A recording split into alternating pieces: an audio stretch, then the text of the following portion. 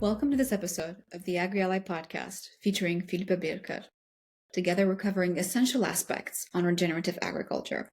This episode is part of the Regenerative Agriculture series of videos and articles of the AgriAlly initiative. This neatly complements our first episode featuring Wilke Schulz and contributes to what is the foundation for this initiative's efforts to provide an inclusive and holistic perspective in agriculture STEM. Philippe is a serial social entrepreneur working on scaling regenerative agriculture with climate farmers. Since 2019, Philippe has been supporting farmers in their transition to regenerative agriculture practices across Western Europe. They're doing this by providing a supportive community, context-specific knowledge, as well as finance know-how. Philippe and I met at the Climate Change Summit in 2023 and immediately connected on our mutual love for the Canary Islands, as well as for our dedication towards supporting farmers in that transition. He's a member of the Changemaker Exchange community, as well as part of the BMW Foundation's Responsible Leaders Network. And since July 2023, he's part of the TED Countdown community. I'll be linking his inspiring talks in the episode page. I'm delighted you're joining our talk about how we can bring together people to create lasting impact and legacy in agriculture STEM. Well, just your work overall so far, and thinking that how we actually intersected with the Climate Change Summit last year in Bucharest, and how easily it was for us to resonate on our mutual goal to actually make a contribution in this world. So any point you'd like to start? What drives your mission? What drives you as a human being, and what fuels your efforts? Sure. I think that's a good one because normally the classic way to start would always be with an intro, kind of where you come from, etc. But so let's jump straight in. I like that. We met at the Climate Change Summit, and I think for me, like going to these events is always a bit of an energy booster, I would say, because like one of the things that I really like about being active in the climate space, and especially in the Region X space, is I believe it's a great people filter. So over the last 4 or 5 years, I met a lot of human beings that were active in the space that became friends over time. Because I think people that are acting on behalf of the climate, and then for me, even more that are acting on behalf of nature and are active in regenerative agriculture, are very often people that I also resonate with deeply on a human level. Just because if you really care about our planet and nature, then I think that says a lot about you as a human being as well. So that's one of the best side effects that I usually mention, because there's a lot of things like usually you earn less money when you work in climate or in region or in any kind of impactful way. But I think you also live a much more fulfilling life because the people that you surround yourself with are usually great people. And when I talk to friends of mine who are working in corporate jobs who might be making a lot bigger paychecks, then they very often are complaining constantly about their colleagues, about their boss, about the people they're working with. And I definitely have the pleasure of being able to say that I don't spend any time with people that I don't want to spend time with. And I think that's one of the biggest blessings that you can have in life. Blessings was the one word that was crossing through my mind right now. A blessing. I love it. Yeah.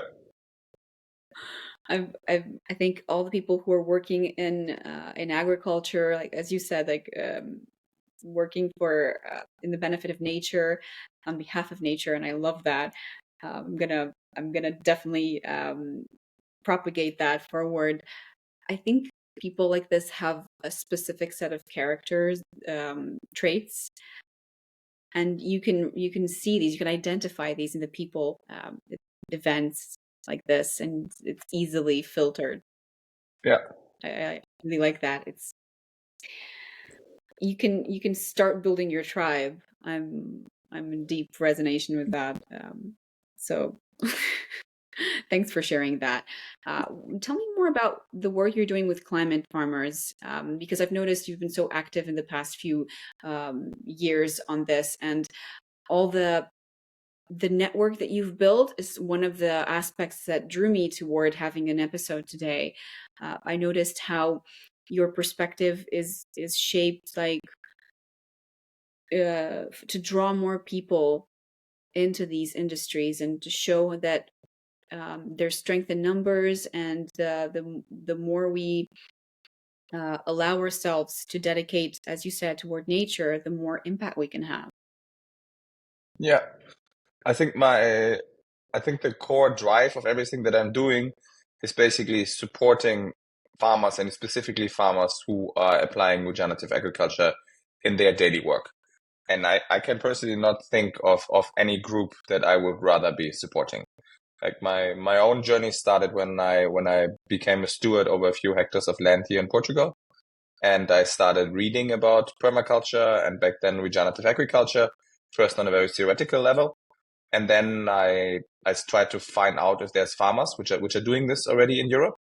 And there wasn't a lot of them. So regenerative agriculture, for your listeners, maybe is by now quite a bit of a hype term, I would say. And there's a lot of amazing media content around it. For example, I would always recommend the documentary Kiss the Ground, which you can find on Netflix, which explains in 90 minutes in a very nice way, very popcorn style, with Woody Harrelson as narrator, what it is, much better than I could now on this podcast. So I think that's for those people that are interested after this conversation to have a deep dive. And for me, the point when I started looking into it, there was no fancy documentary. There was just some very dry papers from academic universities speaking about the carbon sequestration potential, the biodiversity increase potential, and the general positive effects on nature and on our ecosystems through regenerative agriculture. But there was not really an industrial interest in it and not really any media attention. And so I had a hard time finding information about it, but in the end, I found about 60 farmers across Western Europe that were practicing regenerative agriculture back then. And I basically went on a 1 year pilgrimage to visit these farmers, to stay with them and to work with them. And over that period, I just completely fell in love with these people because all of these people were not receiving financial rewards for what they were doing. All of these people were not receiving any support for what they were doing, but they really believed in it because they could see with their own eyes the impact that they had on their local ecosystem. And I think that's something that I would hope for almost every human being, to find something that you're so passionate about that you do it against all odds and that you do it not for external reasons, but for intrinsic motivational reasons. And essentially what we're doing with climate farmers is we brought these farmers together, we formed a community around these farmers, and we are doing whatever we can to support more farmers in Europe in their transition towards regenerative agriculture. I am in such a high right now on how much I'm loving what you just said. Uh, the pilgrimage to do this and the dedication to do this with people who are maybe they're working so hard, and it sounds to me like you were able to through your dedication to bring them a perspective like, hey, uh, take your eyes a bit off the hard work that you're doing and see that you're having much more impact than you think you are. And I think that's invaluable. And I was having an idea and a question, a very impactful question, um, seeing how all your work and all the interactions that you've had on this mission. What is something that you've identified that these farmers can do toward um, progressing um, in terms of regulation and awareness, at least at the European Union level, uh, toward making these practices common ones and making them overall a framework? Oh, you're tackling a big one there. So I mean, so that's exactly the one of the core issues that we're having, right? Like that the current agricultural system is set up in a certain way, and it has mostly been shaped over the last 50 years. And at the core of that system is the belief that we need to maximize agriculture for yield, and most of the Mhm. time that we need chemical inputs in order to achieve that. And this is a system that's very much serving one kind of organization, and that's the chemical input producers.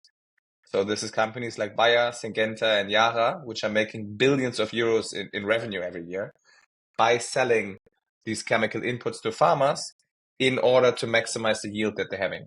The problem is that because of this focus of yield, we're completely neglecting the negative impact of the way how we're doing our agriculture on our planetary health as well as on our human health.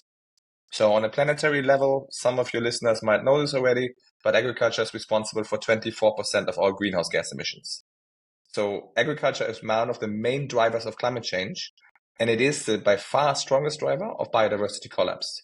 So because of the way how we're doing farming, we're basically farming by killing nature and growing one specific plant. And nature would never function in such a way. Whenever you go in any natural environment, in a forest or so, you would always have a diversity of different plants. And through that, you have thriving life below the soil and above the soil level. In a conventional agriculture, it's very much focused on growing one plant to the maximum and having a very highly efficient system.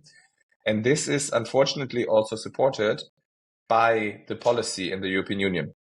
So the Common Agricultural Policy is handing out 440 billion euros over 7 years to farmers in the European Union. And the majority of that funding is just given out based on size of the farm and the yield that the farmer is having. And that means that farmers are focusing on that because farmers are in the end businesses. So they're operating in order to achieve the maximum business impact. And they already have very low profit margins. So the only thing that they can do is to try to increase that margins by increasing the yield because they're not being paid for having positive ecosystem services, such as these regenerative farmers that I had would be. They are building biodiverse and thriving ecosystems. They are increasing the soil water storage capacity. They're increasing the organic carbon in the soil. They're taking carbon out of the atmosphere. They're fighting climate change, but they're not getting any reward for this because yield is the only thing that they're getting paid for. So the core thing that we need to change is the mindset of farmers and of a variety of other actors in the agri-food system from focusing farming on yield to focusing on achieving positive ecosystem services and having an overall positive impact on our planet. And that is a long journey to go. I think it's exactly that, a long journey. And people who are starting to shift their awareness toward regenerative agriculture, I think they're starting to see that now is the time to act and start doing actions now in order to benefit the future. You can't, as you mentioned, like you can't rush nature. You can't force nature into a clinical environment. That's not how it works. It's one of the things that we need to embrace, like that nature operates in complexity, and complexity is actually a good thing. But humans have been shying away from complexity for most of the last 50, 60 years. Oh, I mean, I'm a huge fan of Occam's razor, where the simplest explanation is usually the best. Although, as humans, we do try to simplify things most of the time. I don't think we can do anything about that in regards to nature, because nature is itself a complex organism, and it's actually how the agrochemical industry has been functioning. I've in the past 7 years, I've been in this ecosystem, and when I was working for the agrochemical company where I learned everything I could about the active ingredients certification and distribution. A lot of it is based on the way nature is acting and responding to all of the elements inside, how plants are reacting to bugs, pests, to certain substances, and that's how those chemicals were synthesized and created. So absolutely, I think we can't go against nature. We have to complement it.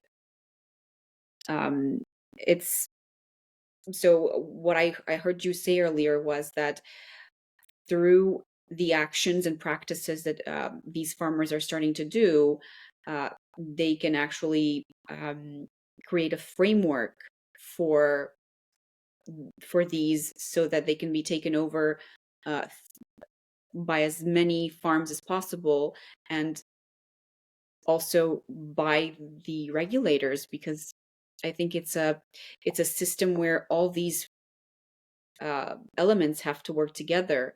And my curiosity is, what can we do as players in this ecosystem to encourage public dialogue with regulators, with corporations? So farmers have the highest word to say, I think, about this, because they're the ones who are are working the soil. And you were talking about biodiversity earlier, and I think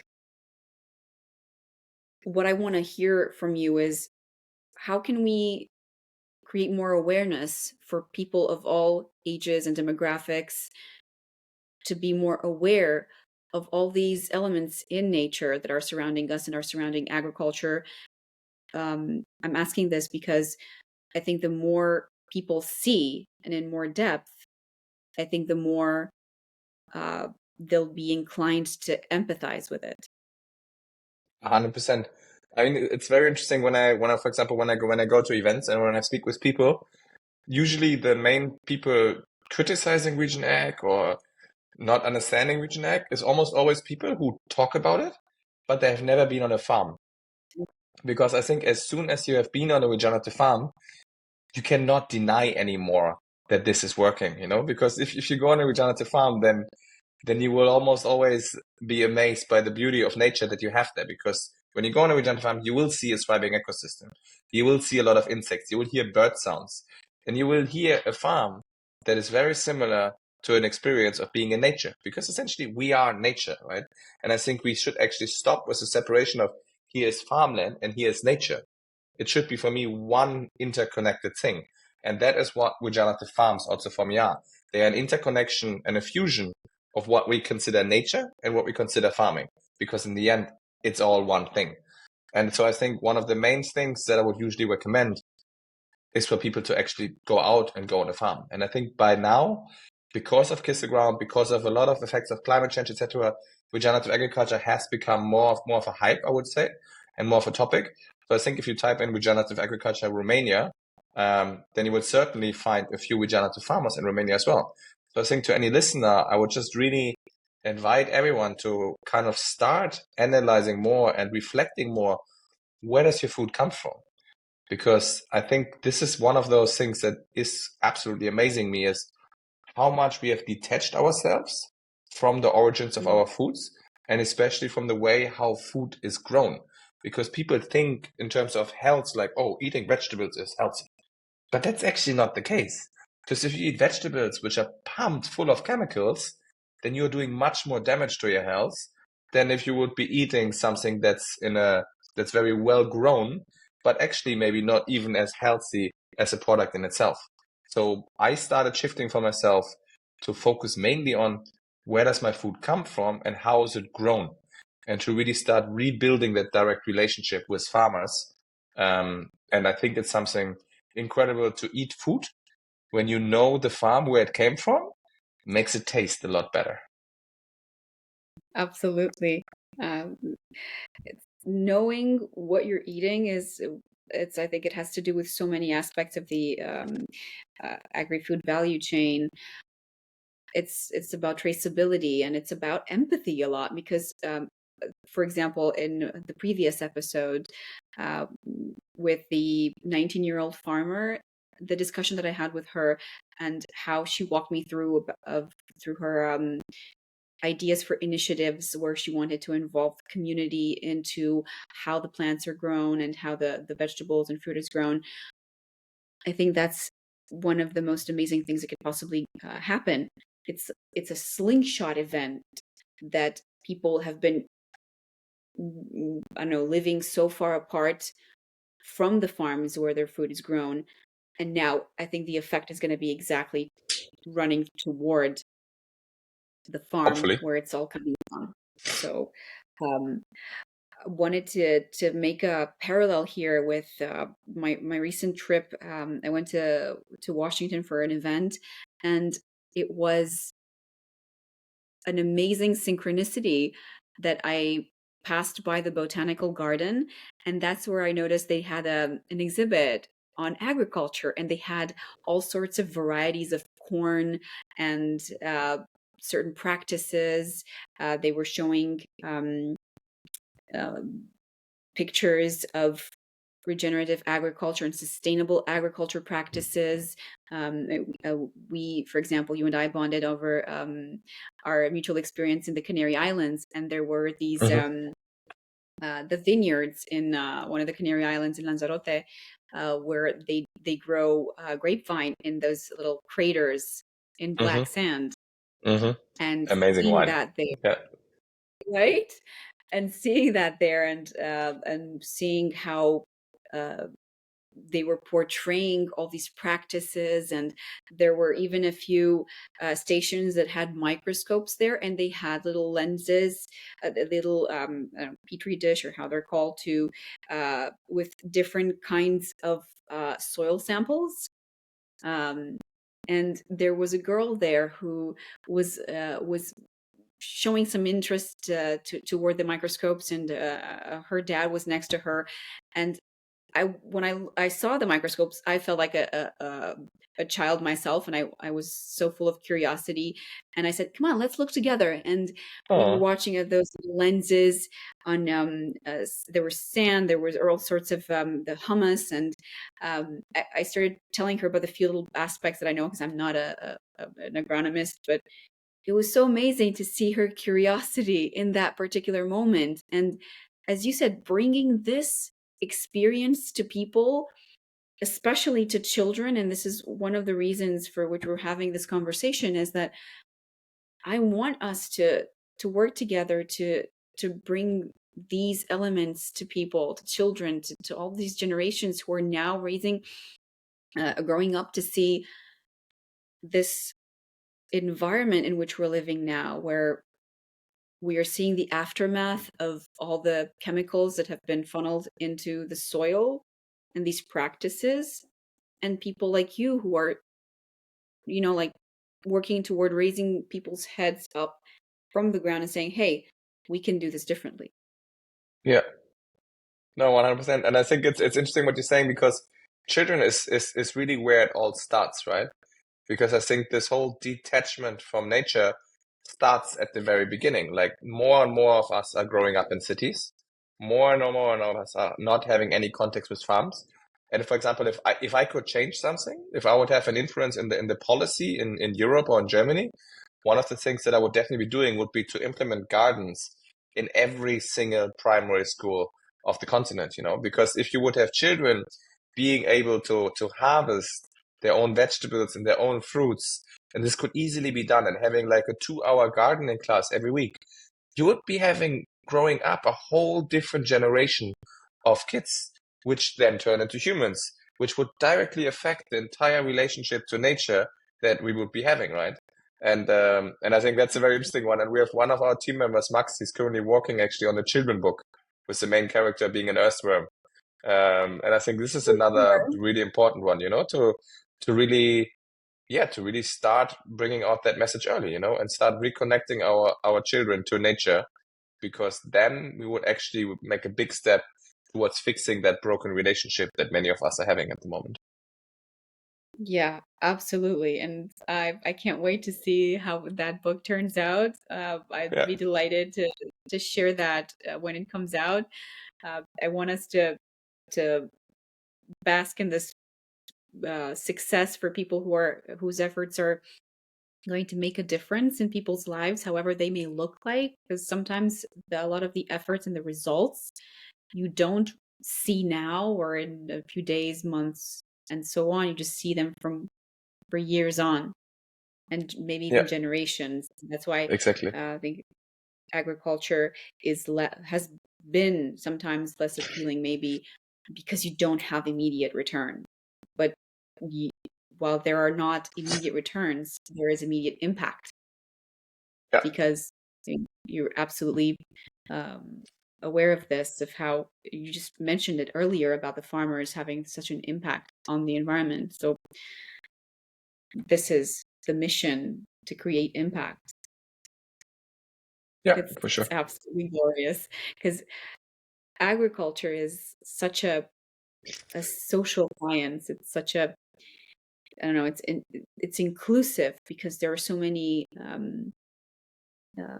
elements that are contributing toward the system. You have infrastructure, you have mobility, there's technology and startups that are making so much progress nowadays toward contributing to these systems.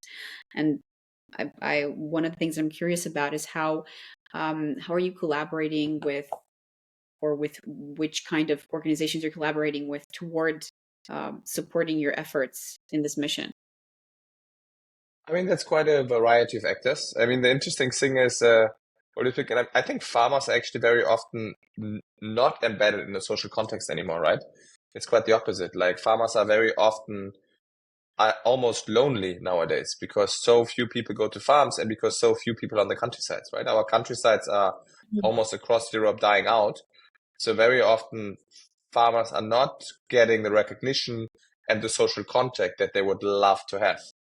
And the actors which they're working with are very often far detached from the farmer. So, for example, food companies is an interesting one. Like you would think they buy produce from the farmer, but they buy produce from a trader, and the trader buys it from the farmer, and then there's a food processor in the middle as well. So the entire food system, as we have it set up, is quite complex. And then if you're working on like we are on a systemic change, that means that you have to involve all the different actors within the agri-food system in order to get to where you want to be. And for us, for example, this means that we have now next week we have a training happening in Portugal on a viticulture farm for regenerative viticulture. So how to grow wine regeneratively, which is a very powerful field because people who Yes. are making wine have the capacity of actually selling it for a premium price because people are willing to pay a premium price for a premium quality. And nature works amazingly. So things which are grown regeneratively are usually more nutrient dense, which also means they taste better. But it's very hard for a potato farmer or a tomato farmer to get a really high premium price for your potatoes or your tomatoes, no matter how good they are. Whereas in wine, it's totally possible. Nevertheless, for farmers, there's very often cash flow issues, and they don't have the possibility and the financial capacity to pay for trainings, for coachings, and banks have a lot of financial resources. Banks also see that when they work with farmers, that many of their farmers, of their clients, are going out of business because it's so hard for farmers to actually make a living nowadays. At the same time, banks also have sustainability targets, but these sustainability targets are very hard for them to achieve because a lot of the activities of a bank are causing carbon emissions because banks are usually loaning out money for building of houses, for company activities. All of these things are emitting carbon, so they're negatively impacting their sustainability reports. And so what we did is we started connecting banks with farmers to finance trainings for farmers in their program so that farmers get access to the training. They know their farmers when they transition to region ag, they have a higher chance to survive in the changing climate. And we measure on a yearly basis what's going on the farm. So we measure these ecosystem services and report that back to the bank so that the bank can say with the money that we enabled the farmers to transition with, we achieved those and those ecosystem targets. And through that, we are actually having a positive impact with our financing mechanisms. So this is kind of a win-win situation because we are a step closer towards the regenerative agri-food system that we want to see. The farmer gets the input and the knowledge that he or she needs to go on the regenerative journey. And the bank has their clients, which often are for generations their clients, having a higher chance for staying their clients, increase the better relationship between them and the farmer, and can report on the positive effects in their sustainability reporting so that they are also living up to their corporate social responsibility. And that's an I example love for the kind of relationships that we're trying to form as climate farmers. that. Is gold. I think it's I see it as such a holistic perspective because Yeah, you've basically made that connection toward a shift that's creating so much impact within all those players, like the banks, the farmers, the ecosystem, the soil, and the whole market. That's absolutely amazing.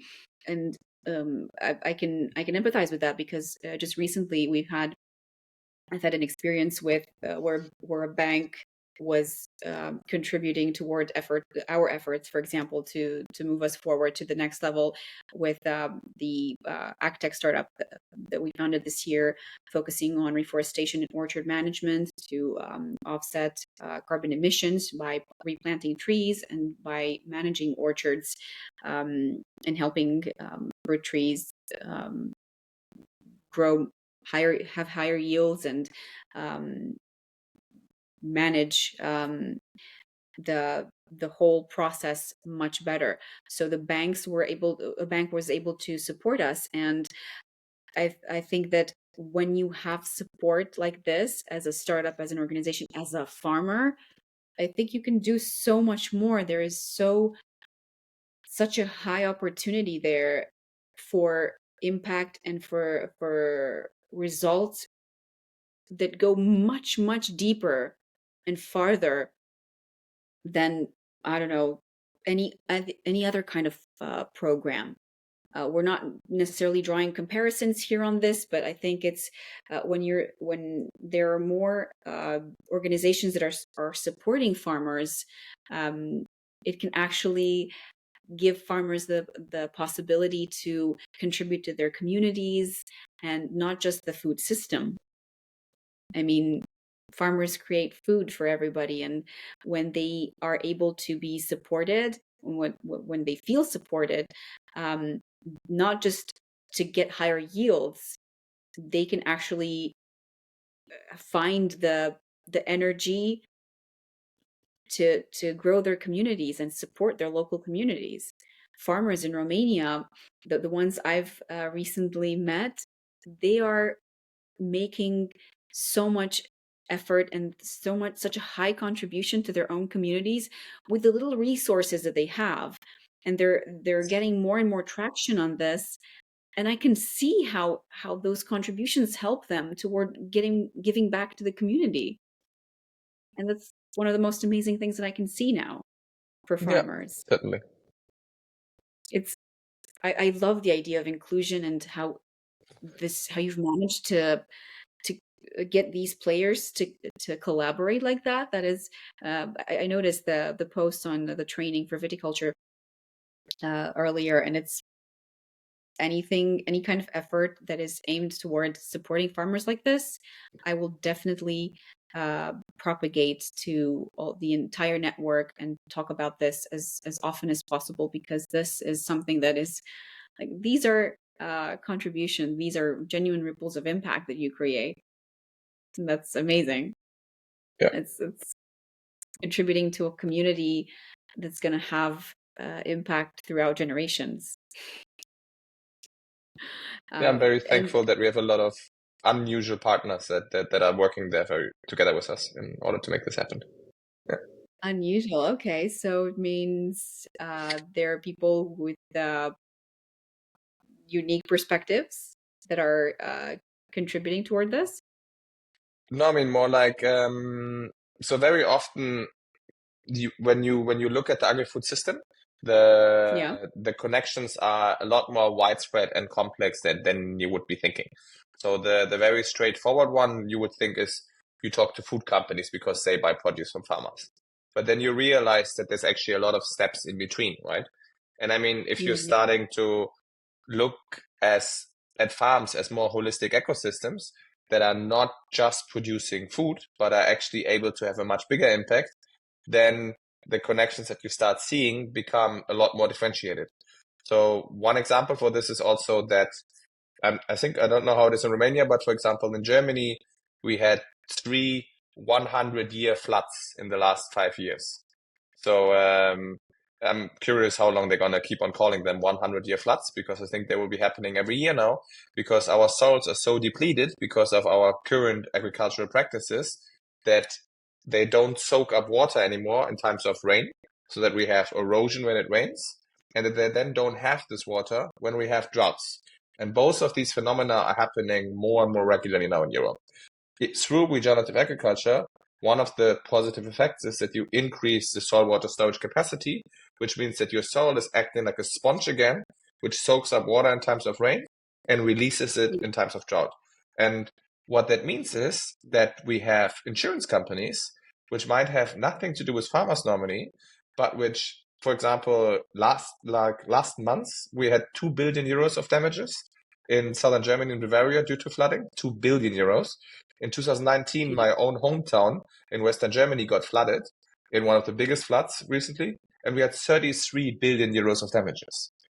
These damages had to be paid by insurance companies, by governments, and by the insurers of insurance companies. So we are speaking now with one of the biggest reinsurance companies, they're called. So this is the insurance companies of insurance companies to start paying farmers for increasing saltwater storage capacity, because if they do that, they reduce their own risk and they would save millions of euros. And this is a connection which you would not directly make, but which makes a lot of sense, because in the end, they are among the ones which have most to gain from this, because they have to pay so much damages. And their own analysts also are knowing with the climate change predictions that these floodings are going to become more and more regular. So that's what I mean with embracing complexity and dancing with it. Yeah. Absolutely. I love that you said this, because it's such a great connection that most people don't make, or don't aren't able to see initially, because these is this kind of ripples of impact that these shifts, and also like the sheer awareness that you're talking about here, for these companies to know that making this change here can create benefits for them uh, for years to come. So it's, what are we talking about here? Because insurance companies and banks are, I think, the top of mind for me, beneficiaries for from investing in farmers. Because, as you said, these practices now, the more that farmers are able to do this, and they have the necessary resources to do with the help of such organizations, um, is going to create benefits not just for the food systems, but also for all these players in finance and across the world. It's, I don't know, it's absolutely mandatory to start Yeah, I building mean, this most kind of. people would not see this directly. Let's put it like this. Most people don't associate farmers with insurances for floodings. Yeah, it's I was at an event last year that is quite awesome. It's actually a fintech event, and I was there speaking to people, especially in terms of policy. Um, about they were asking, okay, you're in ag tech, why, what are you doing here? It's a fintech event. And I said, okay, you know how me being an economist actually allows me to see all the layers of this uh, the economics of the agri-food value chain, uh, and I noticed this connection with insurers and the financial side, because, as you said at the beginning, farms are businesses, and when you have a business, you have to take this into consideration. So I'm really appreciating how you're propagating this perspective and making it more and more, bringing it more and more to the surface, so more farmers can do this. It's absolutely necessary. So kudos. Yeah. I'm happy to contribute toward bringing this forward with you through our conversation. Um, and I know that throughout this conversation, we've actually mentioned a few of the resources and aspects that farmers and other organizations can focus on for their ESG efforts, and to contribute to the environment, to the ecosystem. And with these players getting involved, I think we can actually make much more of an impact, much more of a difference for the generations acting right now. So to get closer toward, I don't know, including more players and more people in agriculture, and especially regenerative agriculture, um, what can you suggest to involve women and kids in these activities, besides what you mentioned earlier on creating classes that involve farming? I mean, it's not specifically a group that we are focusing on, right? So we're focusing on farmers, right? And everything that we're doing is supporting farmers, and generally both of these are groups that are not very represented in the current farming world, right? Like, I mean, women are definitely a very big subgroup of agriculture. We see, interestingly enough, more women in regenerative agriculture than in conventional agriculture, which I think also has to do with the nature connectedness and the Yeah. capacity to embrace complexity. And we also see more younger farmers going on the path towards regenerative agriculture, which a lot has to do with the fact that on average, farmers in the European Union are in their late 50s. And I think at that stage in life, it's very hard for people to acknowledge and to admit that something that they have been doing for the last 20 or 30 years has been wrong. Like there's a cognitive dissonance within almost every human being that we have a hard time with admitting our own failures, especially if they have been done repeatedly and over a long period of time. And so what we're seeing is that one of the strongest drivers for this transition is farmers which are young, so very often young farmers which are taking over the farm of their parents, or farmers which are in crisis mode. And they basically have realized that the way how they have been doing things is just not working anymore. And if they don't change something drastically, they will have to close their farm. This is the two biggest pushes that we are basically seeing. And I think there's a lot of potential in making farming sexy again and enabling young people to go more into farming. But it also brings with it the issue that we have right now, that it's very hard to acquire farmland if you're a young person because of rising prices for land in the European Union. It's almost impossible to afford larger areas of land for a young person. Like if you want to start a market garden, which is basically means like a small scale vegetable production on like 1 hectare land or so, that's easily possible. But if you want to do arable crops or animal husbandry on 50, 100 hectares, it's very hard to afford that land. So something that I would still love to crack is the possibility of providing access to farmers, which are young and which want to go into region ag, but don't have the financial capacities to make that happen.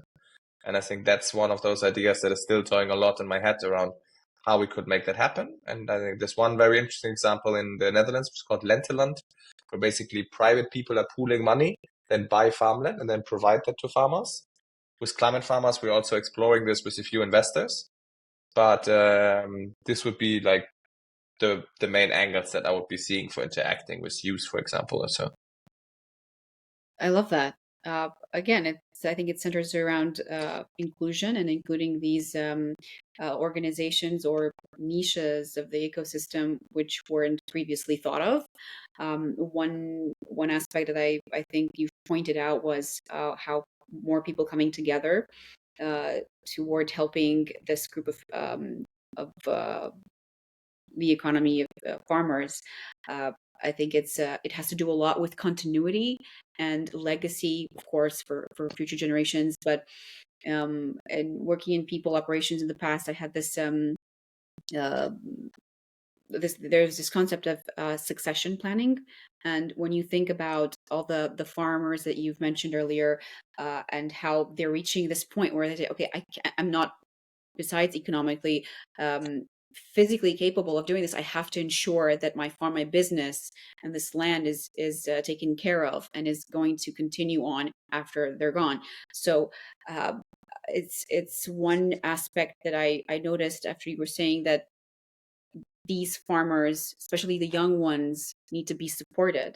And I think banks and angel investors and kind of these ecosystem players can support farmers that way, because who else is going to take it forward? We have the startups helping farmers with technology so they can take away some of that burden, like the physical burden. And there has been so much progress in the technology area nowadays that I think with such support like the one you said, for such organizations aimed at supporting farmers, I think that's at least the starting point for this. Yeah. Yeah, I mean, I think it's still not something that I see very widespread in society. Like, I don't see a lot of these opportunities being there right now. I wish that we would create them. Right now, I don't think they're Well, very it sounds like available. you're Like, creating. Yeah, but it's very small steps, right? I mean, it's still relatively small programs. And I would hope that there will be, for example, policy more jumping onto this, right?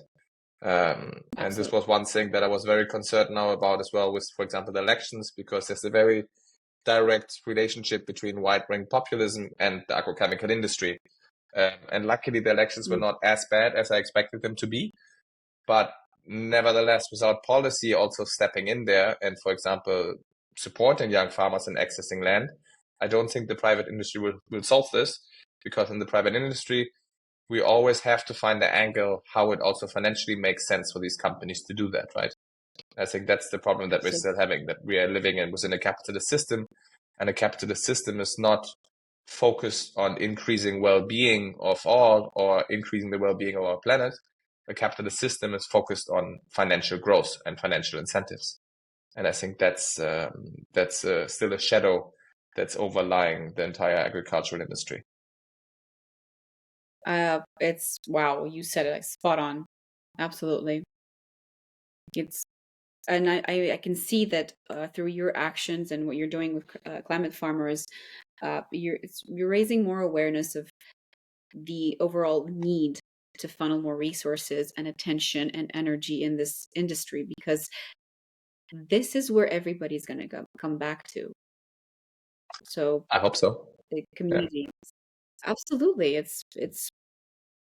I grew up on a farm, as you said, like being able to be on a farm. That's one of the most amazing experiences you can have, and I'm happy that you're working toward ensuring that more and more kids and generations are going to have access to this kind of experience. It's our connection to the land. Yeah. Well, I'm really, really happy to have had this conversation with you today. I know that through the AgriAlly initiative, I'm aiming to have such conversations with people to complement the perspective on regenerative agriculture and on different areas of agriculture, like policy, on practices, on economics, and on technology. And I'm super grateful that you dedicated this time toward this conversation, and I'm hoping to have you in future sessions, because I want us to constantly update this segment. It's not something that you do once and you just get, okay, thanks, bye. I want us to No, have it's this very constant dynamic. conversation. Yeah, absolutely. It's it's nature, as you said, and it's like Exactly. you have to support it. So thank you so much, Philippe, for that My you pleasure. gave this. Was really enjoyed it, and thanks for spreading the word. Definitely a very important role to play as well. Absolutely. Absolutely. I think that the more we do together, the more people can see that they have the support that they need, and they can come to the side of agriculture to support nature. And this is what I want people to see throughout our conversations. Cool. Thank you for listening and for your support in amplifying the voices of women and youth in agriculture STEM. Reach out and join us if you want to create ripples of impact and contribute to a lasting legacy in this industry.